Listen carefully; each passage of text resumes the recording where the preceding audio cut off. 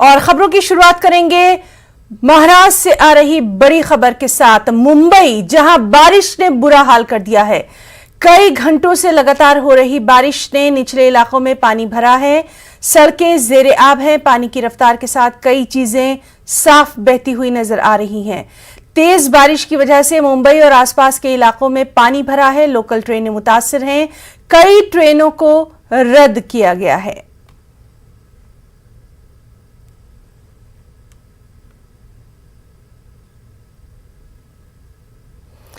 और महाराष्ट्र के चेंबूर में लैंडस्लाइड की वजह से कई झुग्गियां तबाह हो गई हैं। झुग्गियों में रहने वाले 15 लोगों की मौत की खबर है। 16 लोगों को रेस्क्यू किया गया है, 2 की हालत नाजुक बताई जा रही है। तफसीलात के मुताबिक झुग्गियों पर एक बड़ी दीवार गिर पड़ी, जिसकी वजह से 5 से ज्यादा झुग्गियां इसकी जद में आ गई। इसके मकीन इसी में दब कर रह गए। फिलहाल रेस्क्यू ऑपरेशन जारी है। हालांकि तेज बारिश की वजह से इस रेस्क्यू में काफी दिक्कतें भी पेश आ रही हैं।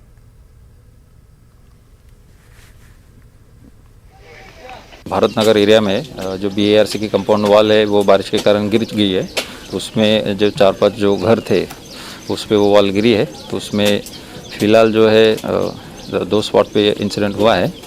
तो उसमें से एक स्पॉट से अभी दोनों स्पॉट मिला के राजावाड़ी हॉस्पिटल में 8 लोग हम लोग लेके गए हैं और दूसरे शिव हॉस्पिटल है उसमें भी 8 लोग लेके गए हैं। और बाकी अभी भी कुछ लोग ट्रैप्ड इनसाइड है, ऐसी फियर बताई जा रही है। तो हमारा रेस्क्यू ऑपरेशन ऑन है। कैजुअल्टी हुई है इस पूरे हादसे में? फिलहाल राजावाड़ी में जो गए उसमें से 4 कैजुअल्टी बोल रहे हैं और बाकी जो है हमारा रेस्क्यू और रिलीफ ऑपरेशन चल रहा है। NDRF की टीम भी मौके पे है। 5 बजे करीब हम घटना की जानकारी मिली है सर। और उसके बाद सर, क्योंकि हम अभी अलग रेस्क्यू कीर्तिनगर में रेस्क्यू काम कर रहे थे सर, तो वहाँ काम छोड़ के अभी क्योंकि यहाँ पे ज़रूरत था हमको, तो यहाँ पर हम अभी मार्च किए हैं और यहाँ हम करीब सर 5:45 बजे करीब यहाँ पहुँच चुके हैं सर। और पहुँचने के बाद सर, क्योंकि हमने टाइम नहीं देखा क्या एक्चुअली टाइम हो रही है, और क्योंकि और हमारा रेस्क्यू काम जारी है सर, जैसे देख चुके हैं सर। NDRF आने के बाद सर हमने 2 डेड बॉडी अभी तक रिकवर किया है सर। 11 बजे से जो बारिश शुरू हुई, 12:30 के बजे कुछ खबर आई कि ये बड़ी घटना घट चुकी है। जब फायर ब्रिगेड एम्बुलेंस जाने लगा, किसी को कुछ पता नहीं था। एक्चुअली देखा जाए तो पूरा एरिया पानी में भर चुका था, तो किसी को कुछ पता नहीं था। जैसे और नाज़रीन, इस वक्त हमारे साथ मौजूद हैं मुंबई से हमारे साथी प्रशांत पांडे। प्रशांत, बड़ा हादसा ये है, आपसे इसकी तफसीलात चाहेंगे। और अभी तक कितने लोगों की मौत की खबर, कितने लोगों को बचाया गया, अस्पतालों में जो मरीज है उनका हाल?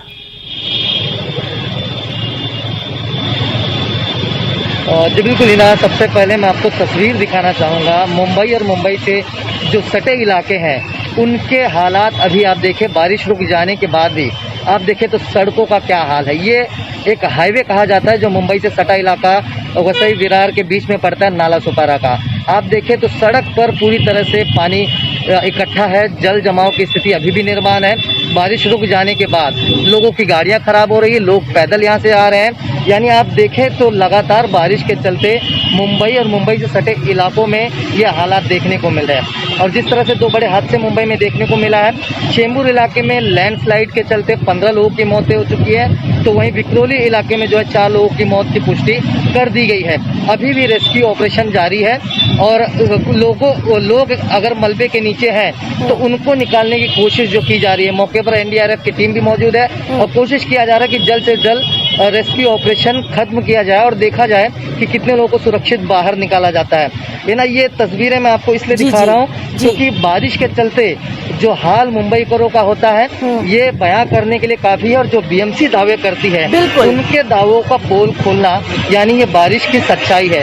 आप देखें तो लोग सड़क पर अपनी गाड़ी खड़ी कर दे रहे हैं, उनको आने जाने में दिक्कत हो रही है। जो हालांकि आज रविवार का दिन था, रविवार के चलते लोग कुछ कम संख्या में बाहर निकले हैं, राहत की बात ये रही है। लेकिन मैं जिस तरह से कह रहा हूँ कि बारिश जो है सवेरे से कुछ समय से रुकी पड़ी है, जिसके चलते लोगों को थोड़ी राहत मिली। लेकिन आप तस्वीरें देखें तो लगातार बारिश के चलते अभी भी सड़कों पर प्रशांत, आपसे जानना चाहेंगे, BMC सबसे अमीर कही जाती है, पैसे की कोई कमी नहीं है, मॉनसून आ रहा है ये भी पहले से पता था। लगातार हम देखते हैं कि खासकर मुंबई में आसपास के इलाकों में कभी कोई पुल ढह जाता है, कभी कोई ब्रिज कोलैप्स हो जाता है। इस तरह की बिल्डिंग्स का गिरना भी आए दिन की बात हो गई है। सियासत कब तक होती रहेगी? आम मुंबईकर कब तक परेशान होता रहेगा?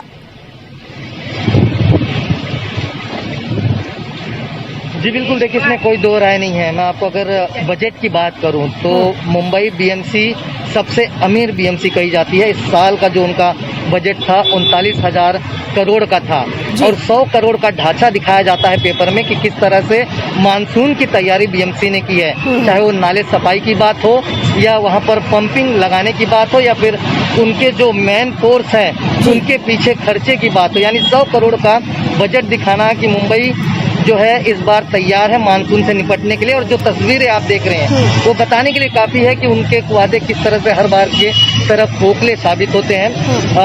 अब कुछ ऐसे निचले इलाके हैं, ये कड़ी सच्चाई है मुंबई की, कि जहाँ पर थोड़ा सा बारिश होगा तो जल जमाव की स्थिति निर्माण होती है। लेकिन पिछले 2 दिनों से हम देख रहे हैं कि पिछले दिनों भी जब मानसून आया था, जब बारिश हुई थी, तब भी मुंबई का कोई ऐसा इलाका नहीं बचा था जहाँ पर पानी इकट्ठा ना हुआ हो, कोई ऐसा इलाका नहीं बचा था कि जहाँ पेड़े ना गिरे हों। लेकिन हर बार बीएमसी यही कहती है कि इस बार मानसून के लिए मुंबई तैयार है, लेकिन कड़ी सच्चाई ये है कि मुंबई तैयार नहीं है। मुंबई कर भले तैयार हो चुके हैं, उनको पता है कि अगर बारिश होगी तो प्रशांत, कहीं आगे फंसेंगे, मौसम तो के लिए क्या कुछ पेशन गोई?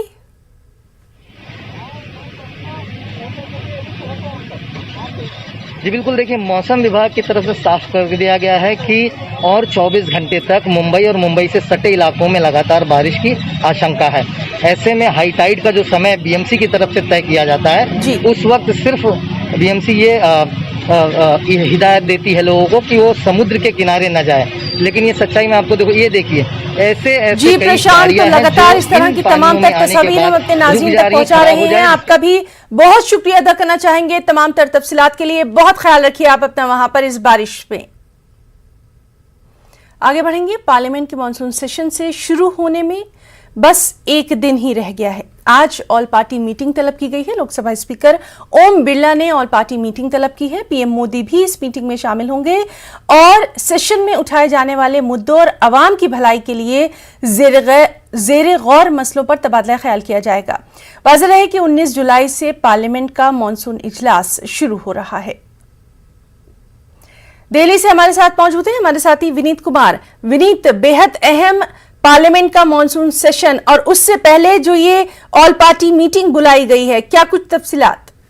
जी हिना, निश्चित तौर पर मैं आपको बताना चाहूंगा कि काफी महत्वपूर्ण होता है यह पार्लियामेंट सत्र के पहले ऑल पार्टी मीटिंग। सरकार के द्वारा यह मीटिंग बुलाई गई है। 11 बजे मीटिंग शुरू होगी, जिसमें प्रधानमंत्री नरेंद्र मोदी भी बाद में शिरकत करेंगे। मैं आपको बताना चाहूंगा कि सभी संसद के सत्र के पहले इस तरह की कवायद होती है ताकि सदन का जो कार्रवाई है वो सुचारू तौर पे चल सके। 11 बजे लोकसभा 11 बजे जो है सरकार की ओर से बैठक बुलाई गई है। इसके साथ ही साथ लोकसभा अध्यक्ष ओम बिरला ने भी शाम को 4 बजे इसी तरह की बैठक बुलाई है, जिसमें प्रधानमंत्री नरेंद्र मोदी की भी भाग लेने की संभावना है। तो साफ तौर पर सभी प्रयास किए जा रहे हैं जिससे अधिक से अधिक सदन का सत्र जो है वो सुचारू तौर पर चल सके, विधायी कार्य जो है वो अधिक से अधिक चल सके। साफ तौर पर इस बैठक में जहां सरकार की ओर से कोशिश की जाएगी कि विपक्ष जो है वो पूरी तरह से सहयोग करे, वहीं विपक्षी पार्टी भी अपनी बात रखेंगे और उनकी कोशिश रहेगी कि उनकी अधिक से अधिक मांगों को सुना जाए और उनकी बातों पर अधिक से अधिक चर्चा हो। ठीक है ना जी विनीत, बहुत बहुत शुक्रिया आपका। इस अहम मीटिंग पर लगातार हमारी नजर बनी हुई है, आपसे अपडेट लेते रहेंगे। आगे बढ़ेंगे। नवजोत सिंह सिद्धू को पंजाब कांग्रेस की कमान सौंपी जा सकती है। ऐसी खबरें आ रही हैं कि पंजाब कांग्रेस का उन्हें सदर बनाया जाएगा और पंजाब कांग्रेस की जिम्मेदारी उन्हें दी जाएगी। पंजाब में सिद्धू को बतौर कांग्रेस सदर के तौर पर नाम का ऐलान आज बाकायदा किया जा सकता है।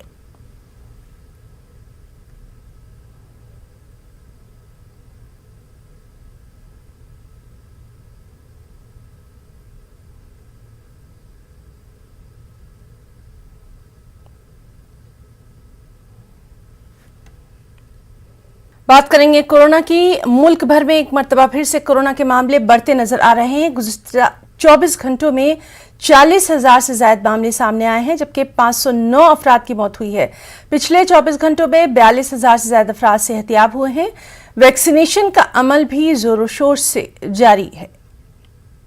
दिल्ली में कोरोना की रफ्तार में तेजी देखी जा रही है, लोगों में बेएहतियाती देखी जा रही है। दिल्ली के सरोजनी नगर मार्केट में लोगों की बेएहतियाती की वजह से इस बाजार को बंद कर दिया गया। दिल्ली हुकूमत ने ता इत्तला सानी मार्केट को बंद रखने का हुक्म दिया। आज मार्केट के जिम्मेदारान इस सिलसिले में एक अहम मीटिंग भी कर रहे हैं। तो नाज़रीन, आपको बताएं कि दिल्ली के सरोजनी नगर मार्केट की लगातार हमारे जो वहां नुमाइंदे मौजूद हैं वो आप तक तस्वीरें पहुंचा रहे थे कि किस तरह से वहां पर कोरोना की गाइडलाइंस की धज्जियां उड़ाई जा रही हैं। हालांकि लगातार ये बात की जा रही थी कि अगर जिंदगी को पटरी पर लौटना है तो बाजारों को खोलना होगा, लेकिन कोरोना की एसओपीज का पूरा ख्याल रखना होगा। लगातार दिल्ली के मुख्तलिफ बाजारों को कोरोना की जो गाइडलाइंस हैं उन पर अमल न करने की वजह से बंद किया गया। सरोजनी नगर का भी इसमें नाम है। हमारे साथ मौजूद है हमारे साथी रचना, आपसे जानना चाहेंगे, लगातार तस्वीरों के जरिए हम बार बार अपने नाज़रीन तक पहुंचा रहे थे कि बद एहतियाती नहीं करनी है, कोरोना का खतरा अभी टला नहीं है। अब देखिए सरोजनी नगर को मार्केट जो है उसको बंद करने की बात हुई है। आज वहां पर क्या कुछ कवायद? देखिए हिना, जिस तरीके से कोविड के मामले तेजी से दिल्ली में घट रहे हैं, लेकिन लोग एसओपीज को भूलते जा रहे हैं, उनकी लापरवाही सामने आ रही है और उसका नतीजा ये है कि दिल्ली सरकार ने सख्त रुख लिया हुआ है इस वक्त और दिल्ली के जहां बाजारों में भीड़ पाई जा रही है वहां पर एक्शन लिया जा रहा है और उनको बाजारों को बंद करने का आदेश जारी किया जा रहा है। इससे पहले भी लक्ष्मी नगर बाजार, लाजपत नगर, सदर बाजार को बंद करने का आदेश दिया गया था और उसके बाद सरोजनी नगर मार्केट की बात अगर हम करें तो यहाँ पर दूर दूर से लोग शॉपिंग करने के लिए पहुंचते हैं और सरोजनी नगर मार्केट में जिस तरीके से नियमों का उल्लंघन किया जा रहा है उसको देखते हुए आदेश जारी किया गया है। आपको बता दें कि सरोजनी नगर मार्केट अलग अलग सेक्शंस में बटा हुआ है। इसका जो एक्सपोर्ट मार्केट है उसे बंद करने का आदेश यहाँ पर दिया गया है। तो जो एसोसिएशन है वो आज एक बैठक करेंगी, उसके बाद बैठक के बाद तय किया जाएगा कि आगे किस तरीके की रणनीति तय करनी है या किससे बात करनी है। लेकिन अगर हम बाजार की बात करें तो जब भी हमने बाजार में जाकर चेक किया तो दुकानदारों का कहना होता है कि खरीदार यहाँ पर आकर भीड़ लगाते हैं या दुकानों के बाहर जो पटरी पर दुकान लगाने वाले लोग हैं वो भीड़ लगाते हैं। लेकिन हिना, सबसे बड़ी बात यहाँ पर यह है कि जिम्मेदारी हर किसी की बनती है, हम अपनी जिम्मेदारी से पीछे नहीं हट सकते हैं। जी रचना, बहुत बहुत शुक्रिया आपका। और आज क्या कुछ इस मीटिंग में तय होता है उस पर भी लगातार नजर बनी हुई है। यूपी में इस मर्तबा कांवड़ यात्रा को रद्द कर दिया गया है। कोरोना के मामलों के चलते कांवड़ यात्रा को रद्द किया गया। रियासती सरकार की अपील पर कांवड़ संघ ने कांवड़ यात्रा को रद्द करने का फैसला किया। वाज़ेह रहे कि कांवड़ यात्रा के हवाले से कोर्ट में मामला चल रहा है। योगी सरकार ने कोरोना ज़ाब्तों पर अमल आवरी का यकीन भी दिलाया था, लेकिन बाद में रियासती सरकार ने कांवड़ संघ से अपील की कि इस यात्रा को इस साल कोरोना की वजह से रद्द किया जाए।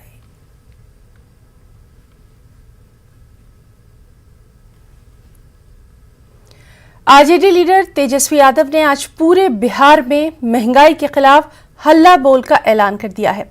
उन्होंने कहा कि अवाम महंगाई से परेशान है, सरकार चुप है, ऐसे में मैं खामोश नहीं रह सकता। से जनता का कमर टूट चुका है, खाने के लाले पड़े हुए हैं, भूख से लोग जो है मर रहे हैं।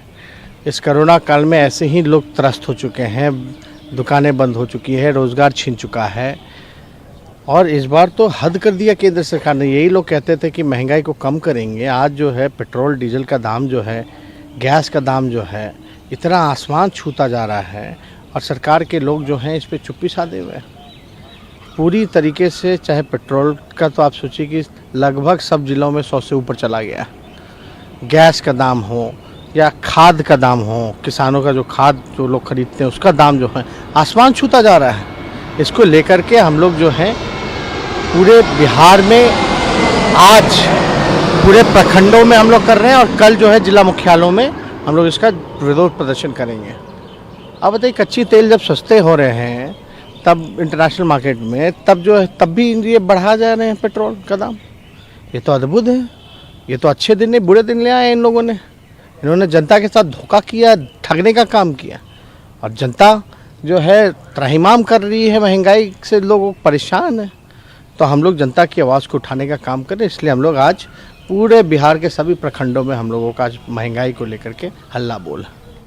बिहार के बेतिया में जहरीली शराब से अब तक 16 लोगों की मौत की खबर है। लोरिया थाना इंचार्ज समेत 3 दीगर कांस्टेबल को इस सिलसिले में मुअत्तल किया गया है।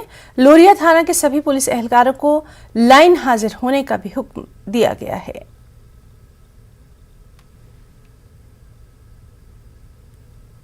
बेतिया में 16 लोगों की मौत के पीछे जहरीली शराब की खबर आने पर बिहार बीजेपी सदर डॉक्टर संजय जायसवाल ने अफसोस का इजहार किया और पूरे मामले की जांच की अपील की।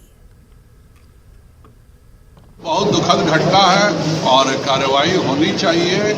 हर हालत में जो भी दोषी है कार्रवाई होनी चाहिए और कहीं ना कहीं यह पूरी घटनाक्रम जो है वह उसकी एक उच्च स्तरीय जांच करके दोषियों को कड़ी से कड़ी सजा मिलनी चाहिए। टीकाकारी के जरिए ही वबाई अमराज दूर हो सकते हैं। अवाम कोरोना वैक्सीन के सिलसिले में फैलाई गई अफवाहों पर हरगिज ध्यान न दें। वैक्सीनेशन के जरिए ही कोरोना पर काबू पाया जा सकता है। बेंगलुरु में तिब्बे यूनानी के मशहूर हकीम सैयद अफजल हुसैन कासमी ने ये बात कही। कॉलरा का वैक्सीन, प्लेग का वैक्सीन और इसी तरह चेचक जो होती थी पहले, तो गांव का गांव साफ हो जाता था, हलक में हो जाता था, अंदरूनी सांस की नाली में हो जाता था, तो उसका वैक्सीन एक चीज़। दूसरी चीज़ ये कि हमारे घर में जो बच्चा पैदा होता है आज की तारीख में, तो हॉस्पिटल से हमें एक कार्ड दिया जाता है, 2 वर्की कार्ड। उसमें तकरीबन 16-17 दवाओं का जिक्र है, वैक्सीन का जिक्र है। हम बच्चों को लगा रहे हैं नहीं लगा रहे हैं, सब लगा रहे हैं ना। तो वैसे ही एक वैक्सीन है, ये अफवाह से ज़्यादा कुछ नहीं है, इसमें कोई दम नहीं है।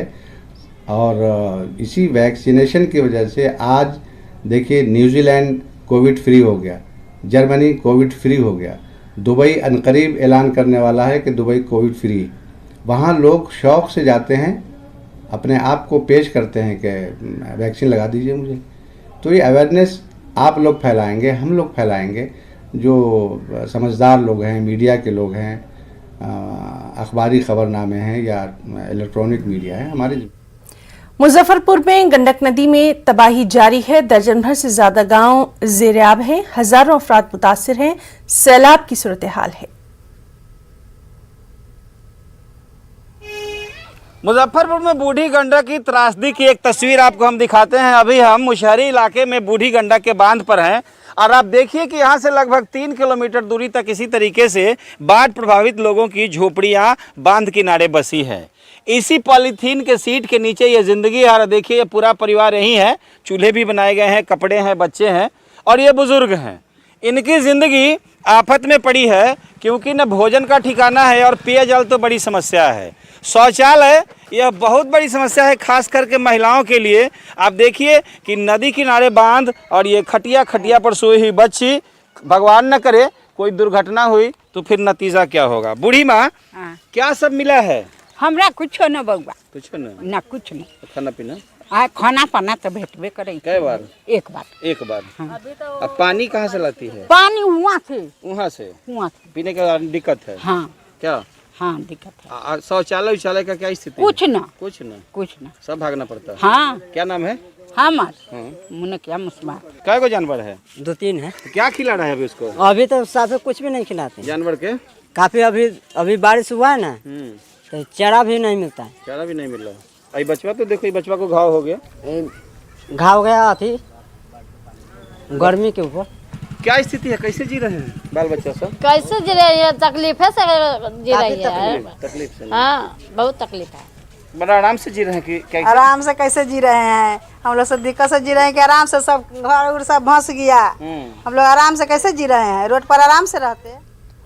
कोरोना वबा के दौरान बाहमी इमदाद और इंहिसार का जज्बा मुस्तहकम हुआ है। मुल्क इस वबा से मुत्तहिद होकर मुकाबला कर रहा है। टीकाकारी के ऐलान के बाद हम बेहतर ताउर करें जिससे हम कोरोना को मात देने की जानिब कदम बढ़ा सकें। नेटवर्क 18 इस मुहिम में हर कदम पर आपके साथ रहेगा। जब तक सभी महफूज नहीं तब तक कोई महफूज नहीं होगा। इस सोच की बुनियाद पर हमारी मुहिम संजीवनी का मकसद ये यकीनी बनाना है कि वैक्सीन पाना सभी हिंदुस्तानियों का हक है।